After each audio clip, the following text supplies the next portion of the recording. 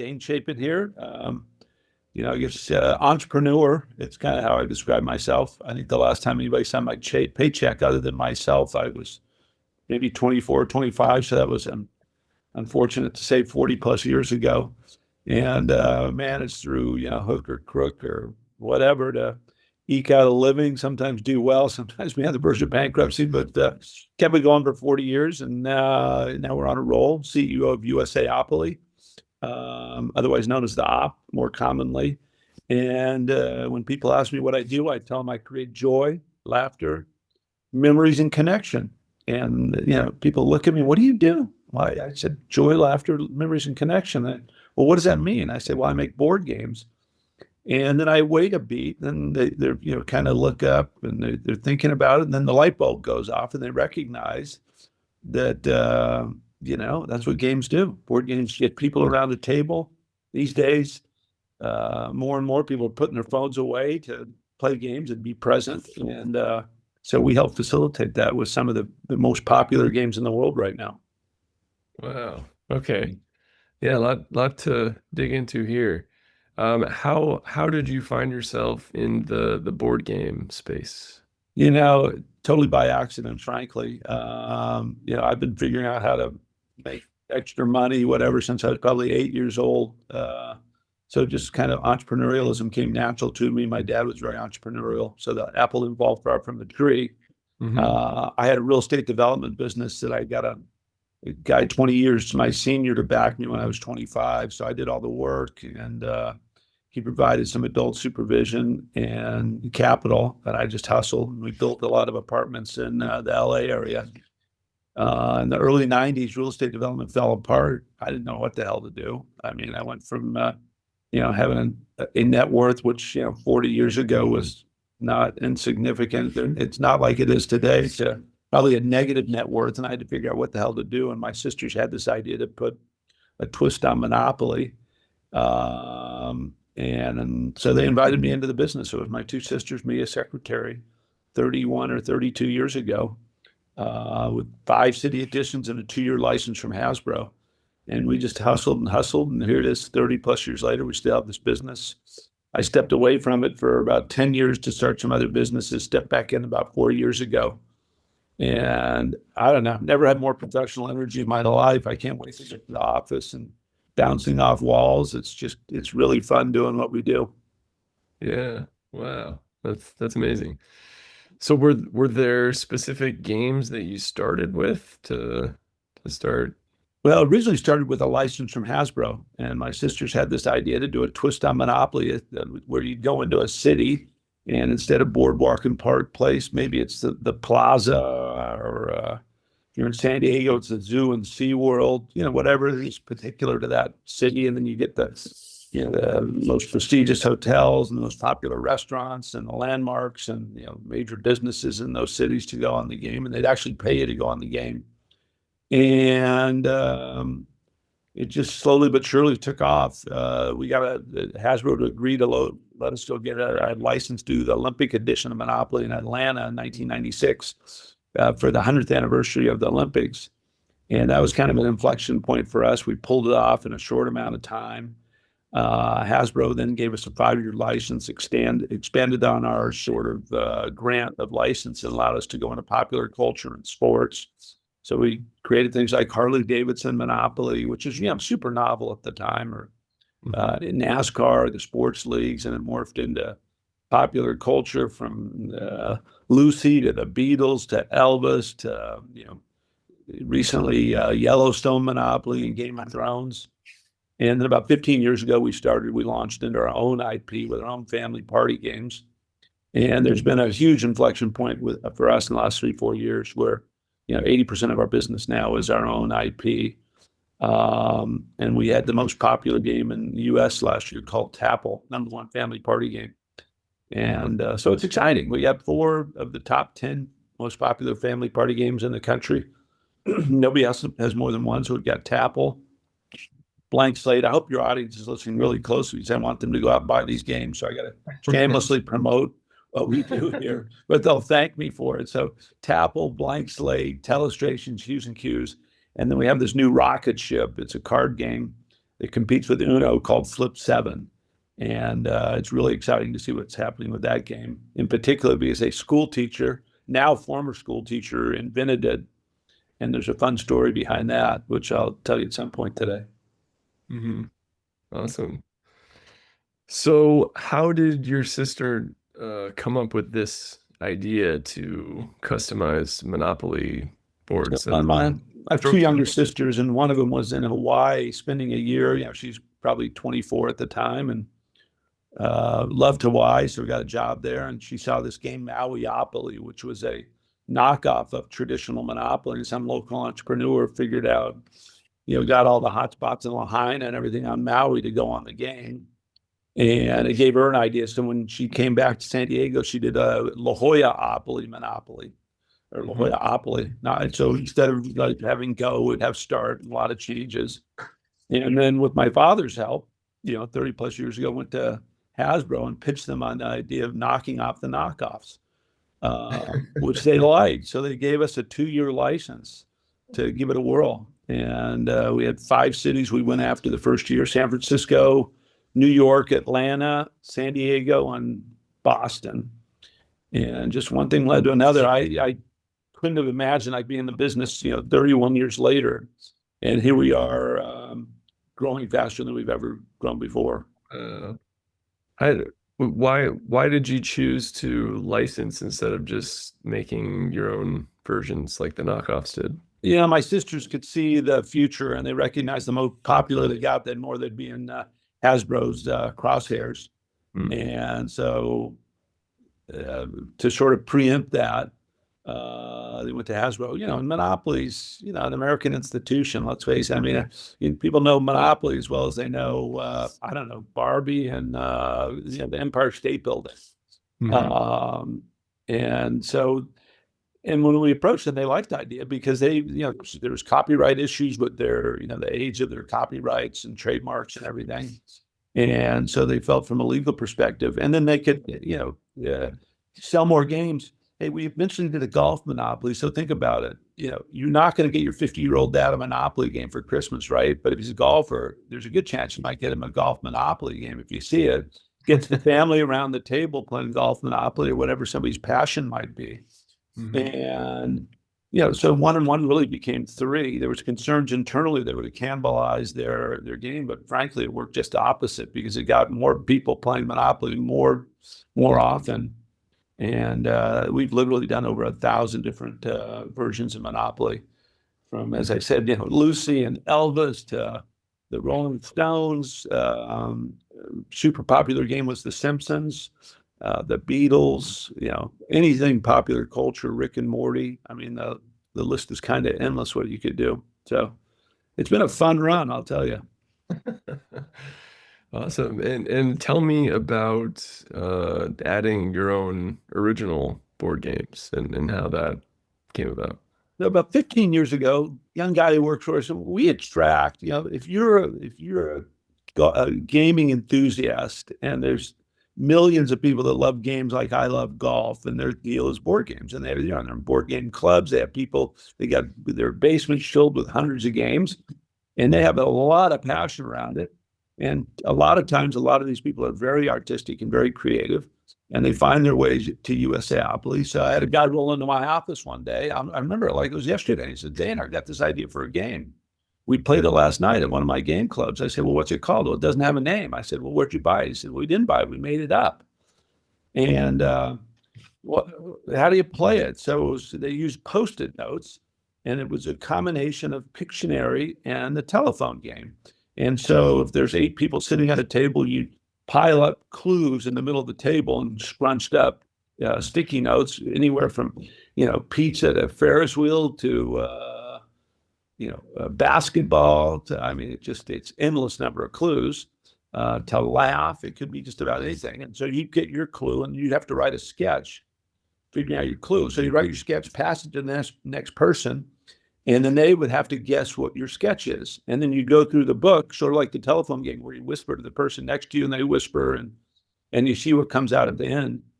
And it took us a year to, we got a name, Telestrations, and it took us a year to get to market. And we've had that game, and that's sort of our crown jewel. And nowadays, more of the games are brought to us by inventors. So we're kind of become, Mhm. I'm happy to say, best in class in terms of where inventors go, because we've got so many popular games right now. We have an inventor that's going to get more than $1 million check from us this year on royalties alone. Now that's the outlier, but it's pretty exciting. So we literally look at 2,000 or 3,000, 4,000 games a year from inventors. We've got a couple of guys that literally travel the world looking at games, and it gets narrowed down to about 4 or 5 games that we release every year. And we're honing in and spending more resources than ever on developing new family party games. Because that's, for us, we can develop the IP. And, we're in discussions having digital versions of a couple of our games. We had a blank slate game go to TV on the Game Show Network where Mario Lopez was the host. And it took us some time, but we're finding ways to branch out, monetize different pieces of our business in different ways in our IP. So it's really exciting time for us. We've got 75 people here that are all rolling in the same direction if I'm doing my job. Yeah. Awesome. Awesome. How do you tell a potential new game is a winner? It's art and science, but we boiled it down to, there's 4 very fundamental aspects to what, as far as what we think has the potential to be a very popular game. It's got to be really accessible. So if you have super complicated rules, there is a portion of the population that love those games, but it's a few million people. So we want something that's very accessible, easy to learn how to play, and quick. Everybody hates the rules. And we want it where if you don't have anybody in your group that's ever played before, it's still easy to learn how to play. It's always easier to learn how to play if somebody's there saying, they can accelerate the learning process. It's got to be multi-generational or not. So we want these games to be able to play with your peers or with grandma. We've got a game, the Telestrations game. We do have an After Dark version, which is sort of an adult version, which, it's a 20-something. I won't play with my daughter, but, the 20-somethings, you probably won't play with grandma. It's a little racy. And we have an After Dark version of Tapple. But in general, our games are on a multi-generational family games, which doesn't mean they can't be edgy. And then they want to be, lightly competitive or not. So you can play these Telestrations, people stop keeping score and they just laugh. You laugh, and it becomes not about the score. And other games can have a competitive aspect to it. So that's kind of our, it's not so secret sauce, but that's kind of how we think about the basic games we do. Now we do a wide range of games, but our probably predominant focus is on the family party aspect and trying to capture those pillars that I mentioned. Got it. And how can aspiring game makers get on your and USAopoly's radar? We're easy to find. We've got there's on our website, the op.games. It will lead you to submit games. We never know where they're going to come from, so we don't have attitude about it. I mean, it might be some 12-year-old in Topeka, Kansas that maybe has an idea. I think what we've done well with the inventors is help enhance the idea. So they come in. Flip 7, our game, it was brought to us by a math teacher. And it was, it needed a lot of work, the graphics, which is typical because we've got a pretty professional group. But the play aspect hasn't been fully, there was something interesting there, but it wasn't fully developed. So our team spent a lot of time working on the rules, enhancing the playability of the game. And now it's one of the hottest card games in the world. So it's really exciting for us. I mean, I think it's exceeding our expectations even. And we have a Grinch version of it that's exclusive at Walmart that they can't keep in stock. And I can't announce it yet, but we paired up with one of the most interesting, emerging, hottest consumer brand in the United States. And we're going to do a version around that. If you guess, I might give you a wink. But so it's exciting what's going on with that game. Yeah, awesome. Okay, so what is exciting to you right now in the industry? I thought you were going to say what was exciting to me in life. At 66, getting up in the morning, pretty exciting. No, not really. I think there's, for us in particular with board games, I don't think there's ever been a better time for board games. People ask me all the time, how do you deal in a digital world? And I think there's a couple of things happening. You go to Disney these days, and if you're an average family, you got to save up for 5 years and spin your wad and then wait in line all day to go to a handful of rides. So I think people are rejecting that, and it shows up. There's a recent article in the Wall Street Journal talking about how Disney numbers are down, and they're trying to squeeze every last dollar. You go to a baseball game and it's a $16 beer. Uh, I mean, the list goes on. You laugh knowingly, right? I mean, it's just you can't do anything when you feel like everybody's grabbing your pocket. And I get it. You're trying to optimize, your revenues and profits. We're in the same boat, but we've got a Flip 7 game is $8, and now if you go to Walmart, you can get and you have a party at 10. I mean, you can do it for $10 a person. Have pizza and beer and soft drinks, literally for $10 a person. Have entertainment for hours, and the Flip 7 game will be there tomorrow. So the affordability aspect around what we're doing, then you tap into the affordability aspect, and then socially, people look. There's all kinds of data about how people are. You can't live anymore without a phone, right? You can, but you're going to be disconnected, and it just provides so much convenience on so many levels. But trying to moderate use of your phone and not being just absolutely obsessed with it. And I think people are having a self-awareness around, this thing is, you need to put it away sometimes. And I think that's what games. So now you can have 10 people at a party for $100, have limitless laughter, joy, memories, and connection. And it's super affordable. So we're in a pretty sweet spot right now. We're leaning into it. Yeah. No, I absolutely. Myself and a lot of my social network, like we just drink less. Like we don't drink very much. I barely drink at all anymore. Well, I told my wife the other day, I don't drink anymore. And then she's like, rolls her eyes. I said, well, I don't drink any less, but. Yeah, exactly. And, going out, you're like, if you're not drinking, you just kind of get bored. You're like, well, everybody else seems to be having fun, but I'm just sober. But if there's a game involved, then, home, out, drunk, sober, everybody has fun. And I think to your point, like kind of the more expensive things get, the more kind of responsible people get, the more, the less kind of or the more healthy decisions people make, the more board games become like a really fun option. I mean, think about what's going on right now. If anybody's read the newspaper, they're saying, a couple of weeks ago, was guys in the NBA fixing games. Yeah. How those two Major League Baseball players are fixing pitches. You got these gambling companies that are, partnering with the sports leagues on these, I don't know what are they, prop bets or whatever. So you're now betting on pitches. I mean, in real time. And you're a 25-year-old, you're in debt before your paycheck arrives. And it's just, I'm just amazed that the sports leagues, they're leaning in on that. And it's just, there's I don't know, if done responsibly, and you get a thrill out of gambling, but they're taking it down to betting on a pitch.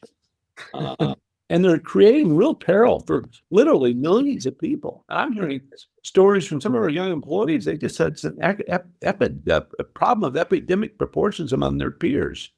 And I don't know. I think playing a board game can give you a thrill. And as you say, you can be sober or not and have fun and walk away. And you're not going to, already have to spend your paycheck paying off gambling debt. I mean, it's I don't want to say it's criminal, but sports leagues need to, and, I know there's not a political show, but again, you can have a lot of fun playing board games, and it scratches a lot of itches, and you can do it really affordably. No, I think some of the best time, like just as you're talking, I'm, I don't want to be rude, but I'm thinking of just ridiculous, hilarious things that have happened while we're playing board games, and it's making me laugh. Um, I grew up right near my grandparents, my dad's folks. And from the time I was like 7 years old, I had two sisters and a brother, and we would every other weekend, or every few weekends, I'd do a sleepover with my brother at my grandparents' house. And what we did was play canasta, and we would play for years. And I think I would give everything I've earned in life at my point in life, if I could relive that for maybe not a day, but for a week, or I don't know, I'd give a lot back to relive those moments. They are sitting indelibly etched in my memory units, and it just brings me back. Talking about it right now, I don't have a better feeling in life than reflecting on those days, and that was 55 years ago. Wow. Yeah. No, they are really impactful and amazing times. I agree. But we are coming towards the end of our time together. Unfortunately, like all great times playing around a board game, this too must come to a close. So my final question for you, Dane, it is an open-ended question. You can answer it in any direction that you like. You go long, short, personal, professional, you name it. And the question is also the name of the show. And the question is, what are you working towards? Eternity, uh, eternal life. You start reflecting more on your mortality. I actually think at my point with, I've got, there's a lot of momentum in my life. There's the flywheel is going. I've got a million connections. I've got a successful business that we can do a lot of stuff from. I mean, I can't wait to see what plays out over the next 10 years, or longer. It's just, I go to work every day. It's a lot of fun, and just creating new stuff. And so the places I'll go, I don't know. And it's exciting. It's just a lot of fun. So I'm going to continue to lean into it. Yeah, amazing. I think the best things in life came from when the person working on them was the most excited. And I think there's no amount of money or uh, and any way to make someone feel that way that has to come about organic. So I think you're in a very powerful state of mind, very, Yeah. very impactful. So I'm an avid golfer, but it doesn't matter what level you're at. You always want to shoot better. And then I'll think, God, if I could just shoot an 82 every day, I'd be thrilled. Or whatever your level is. I say, if you could shoot an 82 every day, you wouldn't play anymore. And they're like, what do you mean? I just said it would be so predictable. Why would you even bother playing? And that's the fun around golf or life. It's a mystery. So that's awesome. why I live it. And where can my audience find out more about you? Where can you find? I don't know. Just Google me. I got a number of different hobbies. I write political commentary for a hobby. So Google Dane Chapin. There's some fun stuff on there. Not everything, but and if they really want to have some fun, we had a water bottle company that's out of business. You can go on TikTok and Google or search Bindle, Bindle Boomer. And there's a funny side to me that we make these videos to promote our water bottle company that are pretty unpredictable. So Cool. Awesome. We'll link all that in the show notes. Dane, thank you so much for taking the time. This was awesome. my pleasure. Thanks for having me. All right. To all our listeners out there, thank you so much for tuning in. Keep on growing out there, everybody. See ya.